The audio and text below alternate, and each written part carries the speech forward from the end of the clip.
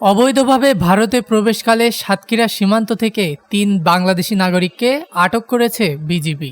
সোমবার মধ্যরাতে সীমান্তের কালিয়ানী এলাকা থেকে তাদের আটক করা হয়।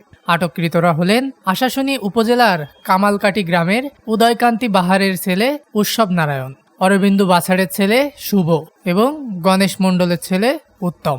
আটককৃতদের ব্যাগ তল্লাশি করে একটি ল্যাপটপ ও 4টি মোবাইল ফোন উদ্ধার করা হয়েছে। বিজিবি জানায়, গোপন সংবাদের ভিত্তিতে সীমান্তের কালিয়ানী মণ্ডলপাড়া থেকে ভারতে যাবার সময় 3 বাংলাদেশি নাগরিককে আটক করা হয়েছে। জিজ্ঞাসাবাদে আটককৃতরা জানায়, ভারতে চাকুরির উদ্দেশ্যে তারা ভারতীয় পাচারকারী সুদয় বাসকের মাধ্যমে ভারতে প্রবেশ করার চেষ্টা করেছিলেন। বিজিবির সাতক্ষীরা ব্যাটালিয়নের অধিনায়ক লে কর্নেল আশরাফুল হক জানান, অবৈধভাবে ভারতে প্রবেশের দায়ে আটক 3 জনকে সাতক্ষীরা সদর থানায় হস্তান্তর করা হয়েছে।